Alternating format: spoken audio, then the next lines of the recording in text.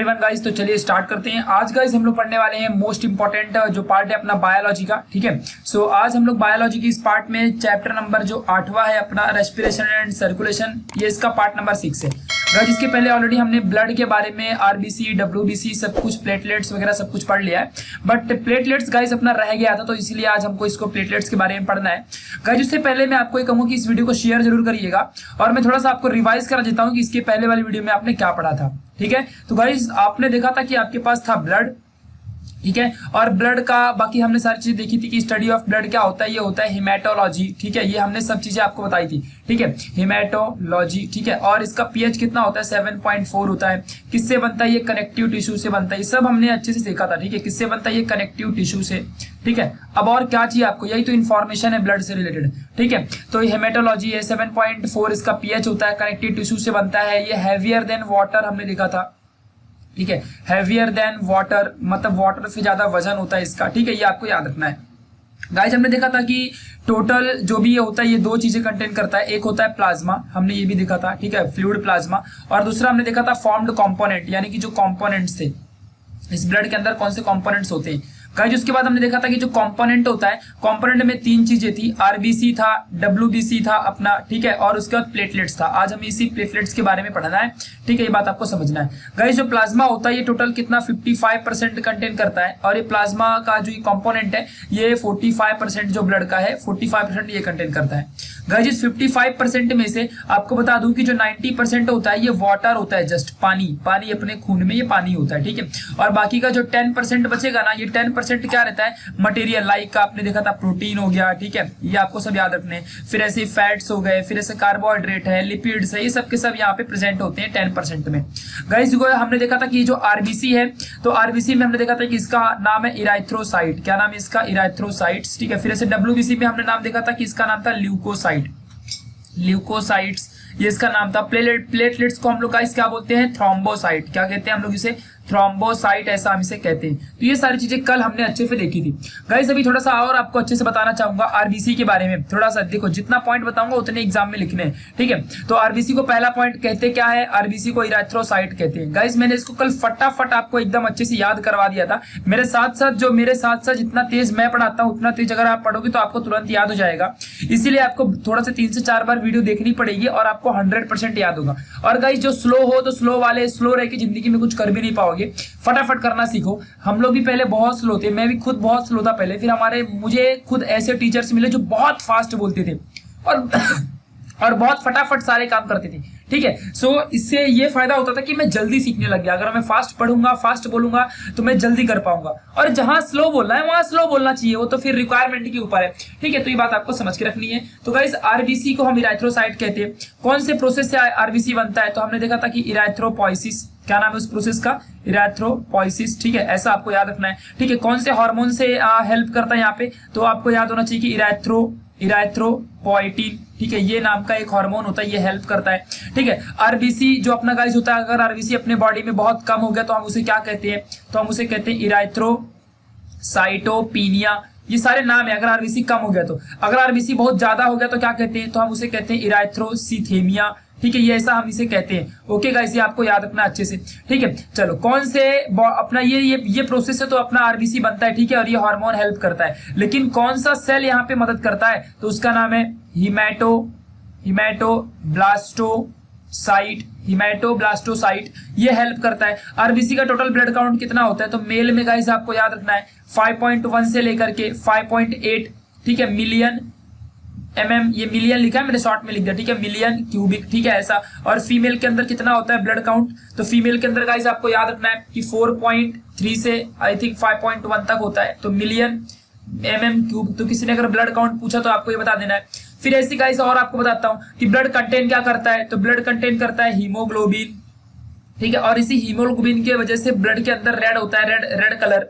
ये और इराथ्रोसाइटोपिनिया मतलब इंक्रीज्ड ब्लड क्वांटिटी, इराथ्रोसाइटोपिनिया मतलब कम ब्लड हो गया, इरेथ्रोसाइट्स ब्लड को कहते हैं। तो ये सारी इंफॉर्मेशन मैंने आपको बता दी, शॉर्ट में सारा चीज आपको समझ चुका है, ठीक है। सिमिलरली गाइस हमने देखा था कि फिर डब्ल्यूबीसी के बारे में हमने समझ लेते हैं कि डब्ल्यूबीसी क्या होता है। तो डब्ल्यूबीसी में गाइस दो चीजें होती हैं, ग्रैन्यूल्स के ऊपर डिपेंडेंट है। जिनको ग्रैन्यूल्स होते हैं उन्हें हम ग्रैनुलोसाइट कहते हैं। क्या कहते हैं? उन्हें ग्रैनुलोसाइट्स, ठीक है। जिनको ग्रैन्यूल्स नहीं होते उसे हम अग्रैनुलोसाइट्स कहते हैं। ये हमने कल देखा था अच्छे से, ठीक है, इसके पहले वाली वीडियो में।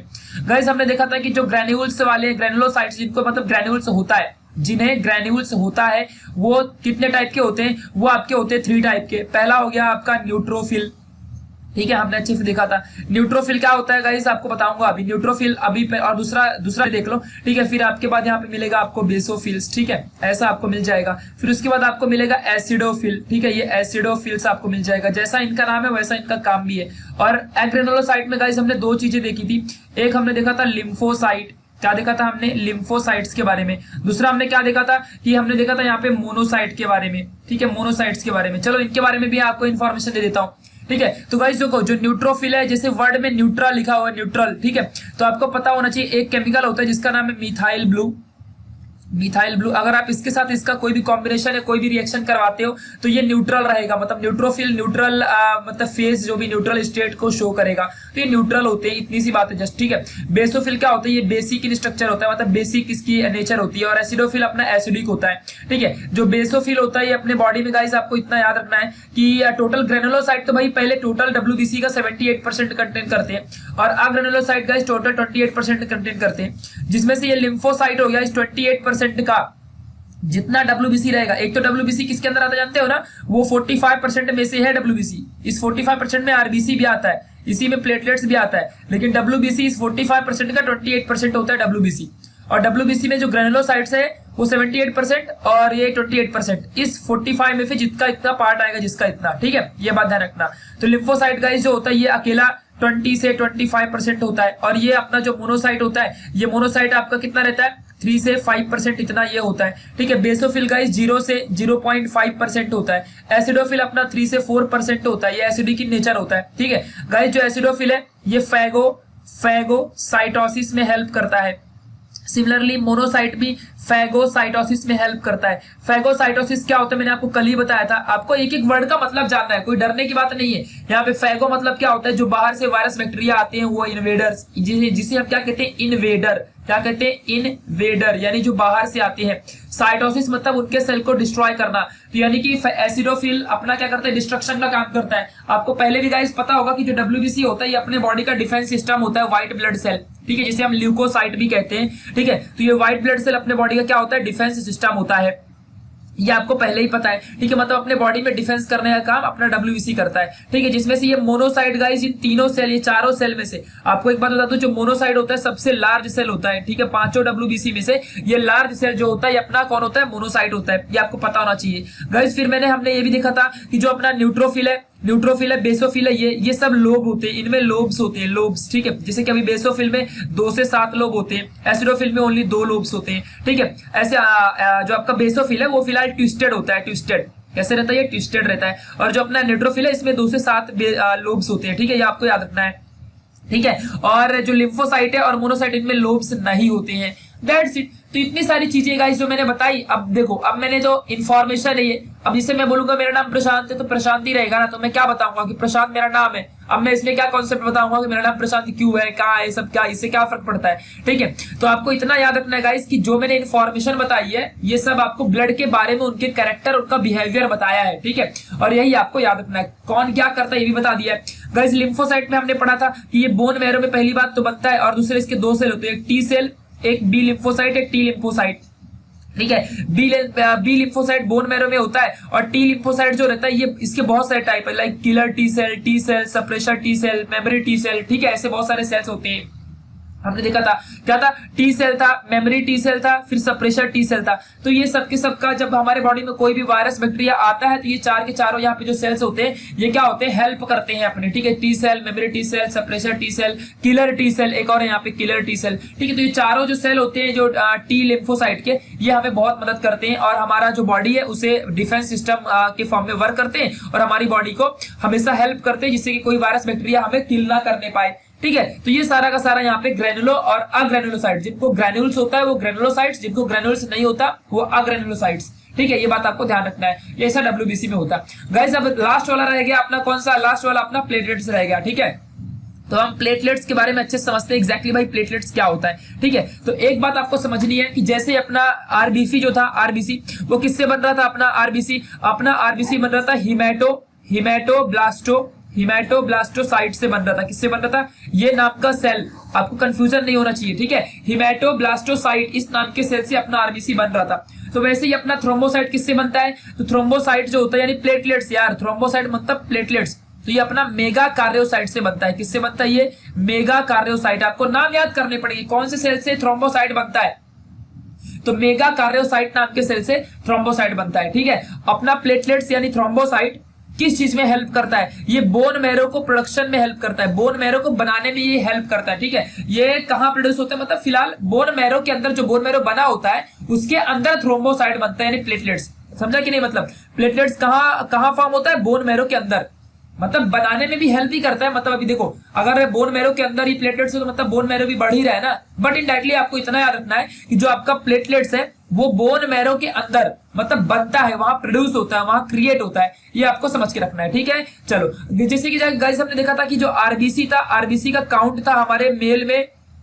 5.1 से 5.8, फीमेल में 4.3 से 5.1, इतना था हमारे मेल और फीमेल में दोनों चीजें। तो गाइस उसी तरीके से अपना जो थ्रोम्बोसाइट है वो ह्यूमन ब्लड में कितना, देखो रहता तो ब्लड में ही है, थ्रोम्बोसाइट, आरबीसी, डब्ल्यूबीसी, प्लाज्मा सब ब्लड में ही रहता है, लेकिन थ्रोम्बोसाइट कितना होता है, तो 2.5 लाख से 4.5 लाख क्यूबिक मिलीमीटर के रेंज में इतना होता है आपका थ्रोम्बोसाइट, ये आपको याद रखना है। जैसे कि गाइस हमने देखा था कि आरबीसी अगर कम हो जाए तो उसे हम क्या कहते हैं, इराथ्रोसाइटोपिनिया, पीनिया मतलब कम होना और सीथेमिया मतलब ज्यादा होना। ठीक है, ये आपको याद रखना है। तो गाइस अगर अपने बॉडी में थ्रोम्बोसाइट कम हो गया तो थ्रोम्बोसाइटोपिनिया, क्या कहते हैं उसे हम लोग गाइस, थ्रोम्बोसाइटोपिनिया, ऐसा हम कहते हैं। ठीक है, ये आपको याद रखना है। ठीक है, चलो ये बहुत इंपॉर्टेंट है। अगर गाइस मान लो अपना ये ब्लड वेसल है और ब्लड वेसल के अंदर से क्या हो रहा है, अपना हमारा क्लोज सर्कुलेटरी सिस्टम होता है, मैंने इसके पहले वाली वीडियो में बताया है। ठीक है, पार्ट 4 आप जाके देख लेना। ठीक है, हमारी बॉडी क्लोज्ड सर्कुलेटरी सिस्टम होती है, यानी कि अपने बॉडी के अंदर जो ब्लड होता है वो वेसल्स में से बहता है, सीधा ऐसे नहीं बहता है। तो अगर गाइस अगर मान लो हमारा बाहर से घाव लग गया तो खून बाहर आएगा, लेकिन अगर अंदर से घाव लगा तो फिर जो अपना ब्लड है वो अंदर ही हड्डियों में जाके वहां पे बहेगा ना, यानी कि उसे हम इंटरनल ब्लीडिंग कहते हैं। तो अगर इंटरनल ब्लीडिंग हो रही है उसे हम साइंटिफिक लैंग्वेज में हीमोरेज कहते हैं। क्या कहते हैं, हीमोरेज। ठीक है, डॉक्टर्स लोग यही वर्ड इस्तेमाल करते हैं, वो इंटरनल ब्लीडिंग भी फिलहाल कह सकते हो उनके ऊपर है, बट ऐसा नॉर्मली ब्लड इस्तेमाल करते हैं। गाइस देखो आपने कभी ऐसा देखा होगा कि हमारी बॉडी में जब कभी मतलब प्लेटलेट्स का यूज क्या है, जैसे डब्ल्यूबीसी का यूज क्या था, डब्ल्यूबीसी का यूज ये था कि भाई चलो डिफेंस सिस्टम है, अपने बॉडी में वायरस बैक्टीरिया कोई भी आएगा, इन्वेडर मतलब बाहर से आने वाले सेल्स हमारी बॉडी में जो आते हैं उनको किल करने का, पैरासाइट्स है, पैथोजेन, वही सब है, एक ही नाम है, बस अलग अलग तरीके से हम कहते हैं। ठीक है, तो अगर ये कोई आता तो इन्हें किल करने का काम डब्ल्यूबीसी करता है। आरबीसी क्या करता है, आरबीसी भाई हम जो सांस लेते हैं, ऑक्सीजन लेते हैं, तो इस ऑक्सीजन को रेस्पिरेटरी एल्विलाई में से लेकर के और पूरे बॉडी में ट्रांसफर करवाता है, पूरे बॉडी में हर जगह हार्ट की हेल्प से पंप करवाता है पूरे बॉडी में, जिससे कि हमारे बॉडी में ऑक्सीजन हर जगह पहुंचता है और वहां से कार्बन डाइऑक्साइड लेके पहुंचाता है। मतलब जस्ट ये ऑक्सीजन और कार्बन डाइऑक्साइड को ट्रांसफर करने में इधर से उधर हेल्प करता है आरबीसी। तो अपना प्लेटलेट्स क्या करता है, तो गाइस आपने देखा होगा अगर आपको कभी कभी घाव लग गया हो कहीं पर भी तो थोड़ा खून बहता है, थोड़े टाइम बाद अपने आप खून वहां पे क्लॉट हो जाता है। क्लॉट मतलब क्या, कि क्लॉट मतलब ये कि वहां पे फिक्स हो जाता है खून। ठीक है, ये आपको याद रखना है। तो ये क्लॉटिंग करने का काम अपना प्लेटलेट्स करता है। ठीक है, कौन करता है क्लॉटिंग करने का काम, अपना ये प्लेटलेट्स करता है क्लॉटिंग करने का काम। तो ये क्लॉटिंग किसकी मदद से करता है, तो गाइस जो अपना ये प्लेटलेट्स होता है ना, प्लेटलेट्स ये बहुत सारे प्लेटलेट फैक्टर्स प्रोड्यूस करता है। जैसे फैक्टर्स कैसे होते हैं आपको यहाँ पे दिखाता हूँ, जैसे फैक्टर 1 ऐसे बहुत सारे होते हैं, 2 ऐसे 3, ठीक है ऐसे 4, ऐसे बहुत सारे फैक्टर होते हैं, ऐसे 10, बहुत सारे का मतलब ब्लड क्लॉटिंग फैक्टर होते हैं। मतलब ये सब अलग अलग फैक्टर्स होते हैं, 1 से लेकर 10-12 फैक्टर्स होते हैं। ठीक है, अपने बॉडी में प्लेटलेट्स जिन्हें प्रोड्यूस करता है। तो ब्लड के फैक्टर्स कौन प्रोड्यूस करता है, तो जो ब्लड क्लॉटिंग यानी कि ब्लड को जमाने के लिए, तो ऐसे में ब्लड बहते रहेगा ना, फिर हमारे तो खून ही खत्म हो जाएगा, पूरे बॉडी का ब्लड खत्म हो जाएगा। तो ब्लड जो फैक्टर्स होते हैं उन्हें कौन प्रोड्यूस करता है, अपना प्लेटलेट्स। ये ब्लड क्लॉटिंग में बहुत हेल्प करता है। ठीक है, ये आपको समझ के रखना है। ओके, आपको याद रखना है। गाइस हमने स्टार्टिंग में देखा था कल के लेक्चर में कि एल्ब्यूमिन, सीरोटिन और हेपेरिन ये सब के सब तीनों जो प्रोटीन्स होते हैं ये ब्लड में होते हैं और ये बहुत हेल्प करते हैं। तो उसमें से जो सीरोटोनिन है ना, सीरोटोनिन है ये भी सीक्रेट करता है कौन, अपना प्लेटलेट्स ही। प्लेटलेट्स ही अपना सीरोटोनिन को भी सीक्रेट करता है ठीक है, ये बात आपको याद रखना है, जो कि एक वैसो कंस्ट्रिक्टर होता है, इसके बारे में आगे बताऊंगा मैं, डोंट वरी, बट सेरोटोनिन ये प्रोड्यूस करता है, इतना आपको याद रखना है। ठीक है गाइस, देखो यहाँ पे अगर सपोज दैट ये अपना ब्लड है, ठीक है, ये अपना ब्लड है, ठीक है, ये देखो व्हाइट कलर का WBC है, तो जो ये छोटे छोटे है ना, ये क्या होते हैं, ये प्लेटलेट्स होते हैं, ये पूरा अपना खून है। सपोज दैट अगर 4-5 ड्रॉप आपका ब्लड यहाँ पे चला गया, यहाँ पे है, तो उस ड्रॉप में जब आप अच्छे से चेकिंग करोगे तो ये रेड ब्लड सेल मिलेंगे, आपको व्हाइट ब्लड सेल मिलेंगे, और ये खून भी मिलेगा एक साथ, सब कंबाइन फॉर्म में होते हैं, और यहीं पे ये लिक्विड भी मिलेगा जिसे हम प्लाज्मा कहते हैं, जिसकी वजह से ये मॉलिक्यूल्स क्या होते हैं, घूम सकते हैं। ये पूरा एक यहाँ पे इस तरीके से आपको प्लाज्मा भी मिल जाएगा। ठीक है, प्लाज्मा जो कि इस ब्लड को बहाने में, फ्लो कराने में हेल्प करता है, जस्ट क्योंकि ये लिक्विड होता है। देखो यहाँ पे आपको एक, यहाँ पे देखो ये दिख भी रहा होगा, मोनोसाइट्स वगैरह ऐसे बहुत सारे सेल्स होते हैं, तो ये आपको अच्छे से याद रखना है। ठीक है, तो इस तरीके से गाइस अपना ब्लड होता है, ब्लड कंटेन करता है RBC, WBC और प्लेटलेट्स, और जो ये लिक्विड होता है वो प्लाज्मा होता है, जो कि 55% होता है अपनी बॉडी में। ठीक है, तो इस चीज को आपको समझ के रखना है। ओके, चलो अभी हम आगे बढ़ते हैं गाइस, अपना मतलब ब्लड क्लॉटिंग या फिर कोआगुलेशन ऑफ द ब्लड। मतलब सपोज दैट आपको इंजरी हो गई, इंजरी यानी कि आपको इंजरी हो गया, मतलब कि आपका खून अभी बह रहा है, लिक्विड फॉर्म में खून तो होता है, ये तो सबको पता है, क्योंकि प्लाज्मा प्रेजेंट होता है ब्लड में 55%, इसके लिए लिक्विड फॉर्म में होता है। तो गाइस जो लिक्विड फॉर्म में ब्लड है, ये जब आपको इंजरी होगी तो बहने लगेगा, खून बाहर बहने लगता है, लेकिन अगर ये कंटिन्यूअसली 4-5-6 घंटे तक बहते रहेगा तब तो आपका कमाल हो जाएगा, आपने जिंदगी भर जो खाया सब निकल गया एक ही दिन में। ठीक है, तो ऐसा ना हो, अपनी बॉडी बहुत होशियार होती है, वो तुरंत ब्लड को क्लॉट कर देती है। क्या करती है? ब्लड को तुरंत क्लॉट कर देती है, यानी कि कोआगुलेट कर देती है। क्या कर देती है? ब्लड को कोआगुलेट। कोआगुलेट मतलब होता है जमा देना, जम जाना। जैसे देखो कैसे मिल्क से जब आप दही बनाते हो कट, तो कैसे जम जाता है, वैसे ही कोआगुलेट कर देता है ब्लड को। तो ये कोआगुलेट कैसे होता है? ऐसा बॉडी में ऐसे कौन कौन से मतलब न्यूरॉन्स काम करते हैं, ऐसा बॉडी में कौन कौन से फैक्टर, ब्लड के पास आखिर ऐसा क्या है कि जो मतलब ब्लड को क्लॉट कर देता है, ऐसी कौन सी चीजें हैं। ठीक है, ये हमें आपको समझना है। तो सबसे पहले गाइस ये बात है कि भाई आपको समझना पड़ेगा इंजरी किस तरीके की है। अगर एक्सटर्नल इंजरी है तो ये भी अच्छी बात है, अगर इंटरनल इंजरी है तो भी अच्छी बात है। मतलब दोनों तरीके की इंजरी हो सकती है।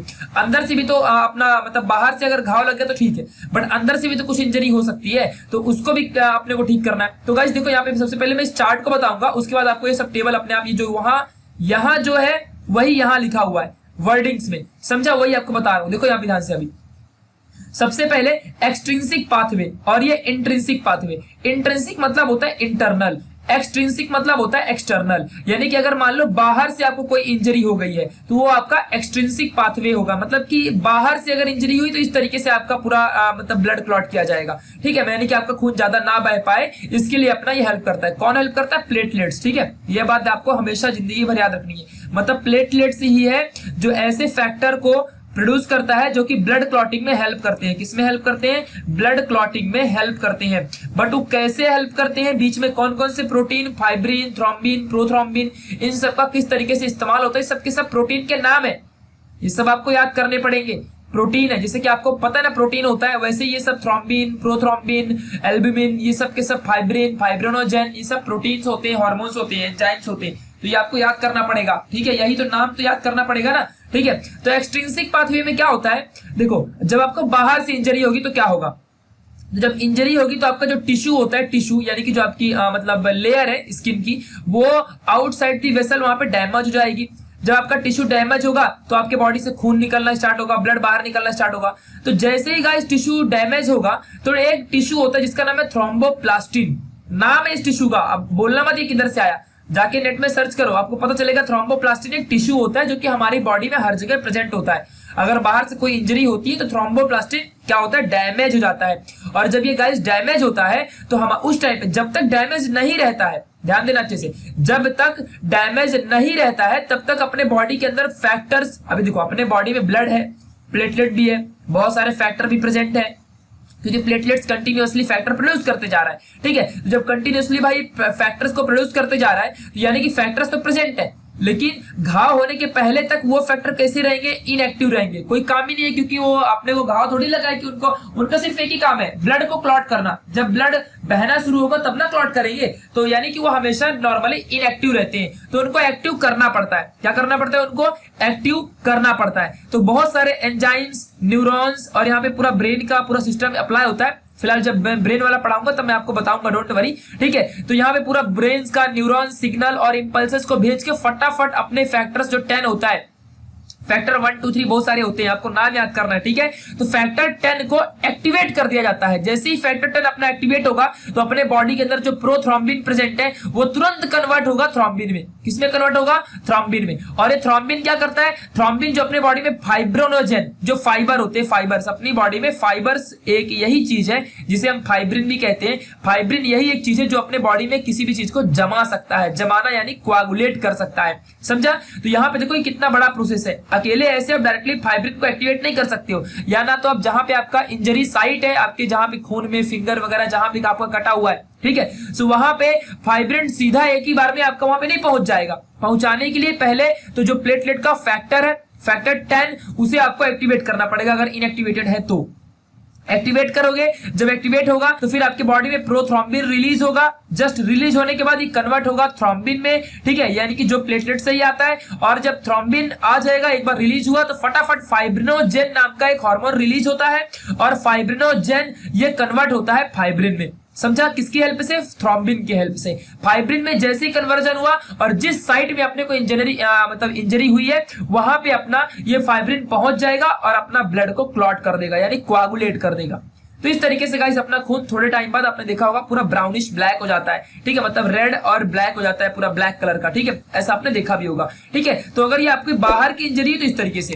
अगर गाइस अंदर की इंजरी हुई तो देखो बाहर वाले में आउटसाइड अपना वेसल जो होती है, वेसल्स बाहर की जो स्किन वगैरह होती है वहां पे डैमेज होता है। लेकिन अगर इनसाइड वेसल मतलब कोई डैमेज हुआ तो क्या अंदर का ब्लड वेसल, आर्टरी हो या फिर वेन हो, वो अंदर से फट जाती है। अगर अंदर से कोई फट गई या फिर आपको देखो इसी तरीके से अगर ब्रेन की कोई आर्टरी और वेन्स फट गई तो आपको ब्रेन हैमरेज हो जाएगा और आप मर जाओगे, ठीक है। तो ऐसा ये बहुत डेंजर होता है और अंदर कभी भी इंट्रिंसिक वाला जो ये मतलब डैमेज है ये नहीं होना चाहिए, क्योंकि अगर आपको इंटरनल ब्लीडिंग हो रही है ना अंदर की तरफ, मान लो अगर आपका पेट है सपोज दैट, ठीक है, आपके पास स्टोमक के पेट है, आप बाहर से टच कर सकते हो अपने पेट को, ठीक है। तो टच करके अगर सपोज अंदर की तरफ से जो स्किन है वो आपके स्टोमक की जो लेयर है उसको अंदर की तरफ से अगर आप उसको वो कट गई तो अंदर ब्लीडिंग होगी, आपकी स्टोमक में अंदर ब्लीडिंग होगी। अंदर ब्लीडिंग होगी तो खून किधर जाएगा? क्योंकि हमारा बॉडी तो क्लोज सर्कुलेटरी सिस्टम है ना, मतलब हमारे बॉडी में बस ऑर्गन्स ऐसे रखे हुए हैं, ऑर्गन के अंदर वेन्स और आर्टरीज है, और आर्टरीज और वेन्स से खून बहता है, समझ रहे हैं ना। तो अगर अंदर से फट गया तो फिर खून अपने बॉडी के अंदर ही बहेगा ना, तो ये बहुत डेंजर वाली बात है। ऐसे में तो कैंसर होने के चांसेस भी होते हैं, ठीक है, बट फिर भी ऐसा होता नहीं जल्दी से, बट अगर किसी को कोई बीमारी होती तो हो जाता है, ठीक है। तो ब्लड वेसल्स अगर अंदर से डैमेज हो गए तो हमारे लिए एक ये फैक्टर इजीली रिलीज नहीं होता है, ठीक है, क्योंकि अगर बाहर से इंजरी हुई तो ठीक है, बट अगर इंटरनली हो गया तो फिर बहुत मेंटेन करना पड़ता है। तो उसके लिए डॉक्टर्स लोग ने एक मैकेनिज्म बनाया, ठीक है, जिसका नाम है कास्केड मैकेनिज्म। और इस कास्केड मैकेनिज्म के थ्रू, ये मैकेनिज्म आप हायर ग्रेड में पढ़ोगे, अभी समझा पाना एकदम मुश्किल है, और गाइस मैं समझाऊंगा भी नहीं आपको ये चीज, ठीक है। बस इतना आपको याद रखना है कि कास्केड मैकेनिज्म होता है जिस मैकेनिज्म के थ्रू ये क्लॉटिंग फैक्टर 10 ये रिलीज होता है। मतलब इंटरनल ब्लीडिंग होगी तो सीधा यहाँ पे कास्केड मैकेनिज्म यानी कि क्लॉटिंग फैक्टर तब रिलीज होगा। अगर एक्सटर्नल ब्लीडिंग है तो सीधा टिश्यू थ्रोम्बोप्लास्टिन क्या करेगा? एक्टिवेट करने का काम करेगा, किसको? फैक्टर 10 को, जो कि इनएक्टिवेटेड था, उसको एक्टिवेट कर देगा। और एक्टिवेटेड फैक्टर जो अपना 10 है वो प्रोथ्रोम्बिन रिलीज करेगा, फिर थ्रोम्बिन एक हार्मोन रिलीज करवाएगा जो कि फाइब्रिनोजेन है, और फाइब्रिनोजेन कन्वर्ट होगा फाइब्रिन में, और ये एक लेयर बना देता है जिससे कि अपना खून बाहर नहीं निकल पाता। मतलब सपोज जैसे कि अपना एक यहाँ पे इंजरी हो गई तो क्या करेगा? यहाँ पे ब्लड का ही ऐसा एक यहाँ पे लेयर बना देगा, फाइबर आके यहाँ पे ऐसा एक लेयर बना देगा जहां से खून है जो बहना बंद हो जाएगा और सीधा बहेगा फिर से, ऐसे समझ गया कि नहीं? ऐसा बहने लगेगा और यहाँ से खून एकदम बंद हो जाएगा बहना। ये फाइब्रिन करता है। आपने देखा ना मकड़ी की जालें जैसी होती हैं, वैसा ही फाइब्रिन यहाँ पे प्रेजेंट होता है, उसी तरीके का, बस वो दिखता नहीं अच्छे से हम लोग को, जब उसको माइक्रोस्कोप में देखोगे तब आपको दिखाई देगा। तो गाइस अगर इंटरनल ब्लीडिंग हुई तो इंटरनल ब्लीडिंग के लिए याद रखना कास्केड मैकेनिज्म, जो कि क्लॉटिंग फैक्टर को एक्टिवेट करने में हेल्प करता है। और क्लॉटिंग फैक्टर तो वही है फैक्टर 10, वो एक्टिवेट होता है, फिर प्रोथ्रोम्बिन, देन थ्रोम्बिन कन्वर्ट करेगा आपका थ्रोम्बिन हेल्प करेगा फाइब्रिनोजेन को फाइब्रिन में कन्वर्ट करने के लिए, ठीक है। और जैसे ही फाइब्रिन आपके बॉडी में आ गया जहां इंजरी हुई है तो आपका ब्लड क्लॉट हो जाएगा और आपका ब्लड जम जाएगा और फिर कोई भी चीज अंदर का ब्लड ज्यादा बाहर नहीं बह पाएगा, ठीक है। तो बस काम एक ही है, बस फर्क सिर्फ इतना है कि पहले अगर इंटरनल ब्लीडिंग तो कास्केडिंग मैकेनिज्म, अगर एक्सटर्नल ब्लीडिंग तो टिश्यू थ्रोम्बोप्लास्टिन हेल्प करता है, ठीक है। ये दोनों को आपको अच्छे से याद रखना है। तो ये पूरा कोआगुलेशन का मैकेनिज्म है। अब यही चीज यहाँ पे लिखा हुआ है। तो गाइस एक चीज याद रखना है आपको कि क्लॉटिंग फैक्टर में हम करते क्या है, मतलब कोआगुलेशन ऑफ ब्लड में हम क्या करते हैं। तो कोआगुलेशन ऑफ ब्लड में हम लिक्विड ब्लड को सॉलिड फॉर्म में कन्वर्ट करवा देते हैं। अगर ऐसा होगा तभी ना अपना ब्लड बहना बंद होगा। तो ये बात आपको समझनी है। इसके लिए दो पाथवे हैं, एक का नाम इंट्रिंसिक और एक्सट्रिंसिक प्रोसेस। अगर मान लो एक्सट्रिंसिक मतलब कि डैमेज टिश्यू हो गया,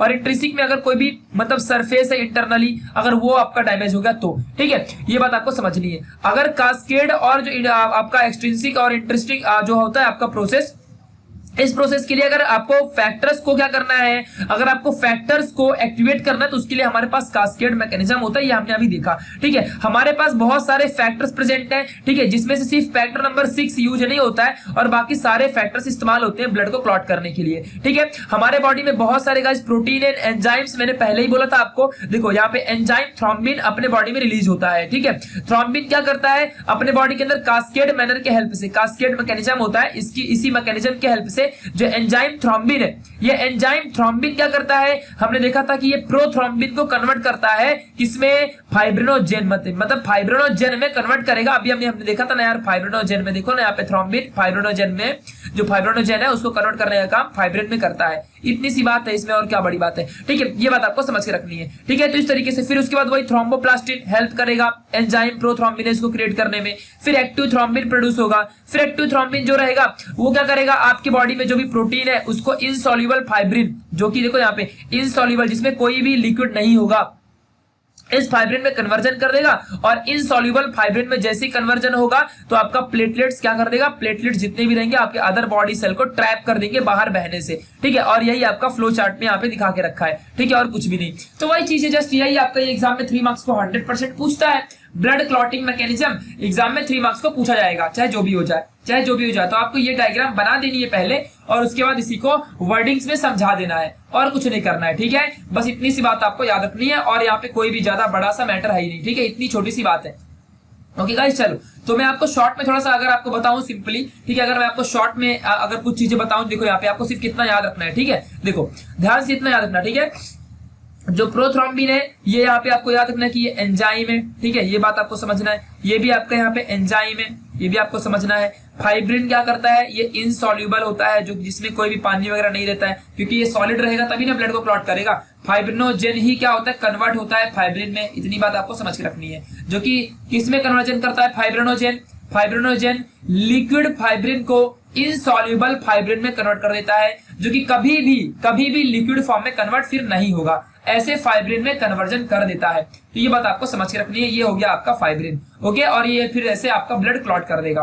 तो गाइज ये था आपका पूरा ब्लड क्लॉटिंग मैकेनिज्म, जिसे आपको अच्छे से समझ के रखना है। So thank you for watching this video. मिलेंगे नेक्स्ट वाली वीडियो में, और नेक्स्ट वीडियो गाइज मजेदार होने वाला है। इतना अच्छे से बताऊंगा आपको हार्ट के बारे में, स्ट्रक्चर आपको जो कभी भी जिसने ऐसा नहीं बताया होगा, आपको हार्ट के बारे में एकदम बेसिक तरीके से आपको पता चलेगा।